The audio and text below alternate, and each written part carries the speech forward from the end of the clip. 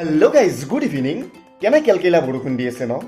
যাৰ যাৰ ঘৰত গৰু ছাগল আছে তাৰ আৰু কেনাই কুলতি আছে ভাবি চাওকচোন মোৰতে মানুহগেলাৰ মানে জ্বালা হবাক গেলে বাকী নাই আচ্ছা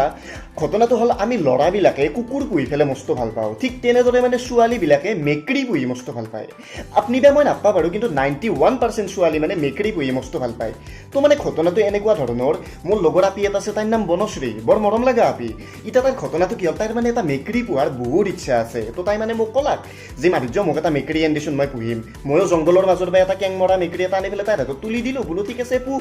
পিছদিনা তাইৰ মাকে মেকুৰীও লৈ লৈছিল লগতে তাইকো কোবেছি মই বোলো কি হ'ল আণ্টি কিয় তেনেকুৱা কৰিলে মাকে তেতিয়া মোক বুজা লাগছি বাবা এইগিলা মেকুৰী চেকুৰীত ঠাণ্ডা বাদ দিয়া মেকুৰী পুহিবও নালাগে মেকুৰী পোহাটো অমংগল প্লাছ গাড়ীৰ আগেদি যদি মেকুৰী দাউৰ মাৰে তেতিয়াহ'লে সদায় পিছে আহিবা তো মানে একচুৱেল মানে মেকুৰী কি ঘৰত পোহাটো সঁচাকৈ অমংগল নেকি বা আমি গাড়ী চলাই যাই থাকিলে আগেদি যি মেকুৰী দাউৰ দিলে আমি ৰখি পেলাই পিছে আহোঁ 3 ষ্টেপ একচুৱেল ৰিজনটো কি বা সেইটো কৰাৰ প্ৰয়োজন আছে নেকি তেতিয়াহ'লে একচুৱেল ৰিজনটো শুনক আগৰ দিনত যেতিয়া ৰজা মহাৰজাবিলাক আছিল মানে আগৰ দিনত ৰাস্তা ঘাটৰ অৱস্থা এতিয়াৰ দৰে ইমান সুচল নাছিল এতিয়া ধৰক 4 লেন হাইৱেৰ কাষত ধাবা ঘণ্টা 300 টকা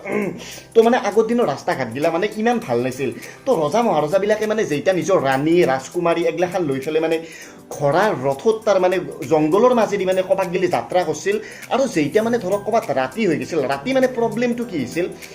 যেতিয়া মানে ৰথবিলাকৰ আগেদি বনৰীয়া মেকুৰী মাখা দাউৰ মাৰিছিল সেই ৰথৰ মানে লাইটবিলাক পোহৰবিলাক তাৰ মানে মেকুৰীৰ চকুত পৰি পেলাই জিলকি উঠিছিল আৰু জিলকি উঠাৰ লগে লগে ঘোঁৰাবিলাকে বহুত বেছি ভয় খাই গৈছিল আৰু ঘোঁৰাবিলাকে তেতিয়া অস্বাভাৱিক আচৰণ কৰিছিল কৰাৰ ফলত মানে যাই পিছিল ক'ৰবাৰ কিবা কৰিছিল আৰু যাই পোৱাৰ ফলত তাৰমানে ৰথবিলাক বাগৰি যায় ৰাণীবিলাক পৰি যায় কিবা হয় মানে তেনেকুৱা ধৰণৰ প্ৰব্লেম তো মানে ৰথ চালকবিলাকে কি কৰিছিল যদি তেনেকুৱা মেকুৰী বা ধৰক মেকুৰীয়ে আগেদি দাউৰ মাৰে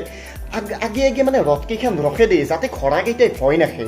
আৰু ৰখে পেলাই অলপ পিছে আনে যাতে কাৰো একো ক্ষতি নহয় আৰু সেই বস্তুটো সেই চিষ্টেমটো তেতিয়াৰ পৰা আহি পেলাই আমাৰ এতিয়াও চলি আছে যে আমি গাড়ীত ক'ৰবাত যাই থাকিলে আগেদি তাৰমানে মেকুৰী দাউৰ দিলে আমিও তাৰমানে পিছে আহিব লাগে আৰু একচুৱেলি মেকুৰী ঘৰত পোহাটো কি সঁচাকৈ অমংগল নেকি তেনেকুৱা ধৰণৰ কোনো কাৰণ নাই একচুৱেলি মেকুৰী ধৰক উঠি পেলাই গাখীৰ মাছ এইগিলাখান হয়তো মুখ লগাব পাৰে আৰু মুখ লগোৱাৰ পিছত সেইগিলাখান আমি খাব নোৱাৰোঁ একচুৱেল ৰিজনটো তেনেকুৱাই একচুৱেলি চাইণ্টিফিক কোনো তেনেকুৱা ধৰণৰ কাৰণ নাই যে মেকুৰী আগেদি দাউৰ দি মানে পিছাব লাগে বা মেকুৰী ঘৰত পোহাটো অমংগল তো তেনেকুৱা ধৰণৰ কোনো চাইণ্টিফিক কাৰণ আজিক গেলি উদ্ভাৱন হোৱা নাই তো আপোনালোকৰ যদি মেকুৰী চেকুৰী পোহাত ডেফিনেটলি ইচ্ছা আছে তো ডেফিনেটলি পোহক আৰু যদি মোৰ এই চেনেলটো মোৰ যদি ভিডিঅ'টো ভাল লাগিল লাইক কৰক শ্বেয়াৰ কৰক যদি চেনেলটো এতিয়া ছাবস্ক্ৰাইব কৰাই নাই সঁচাকৈ কৰা নাই ন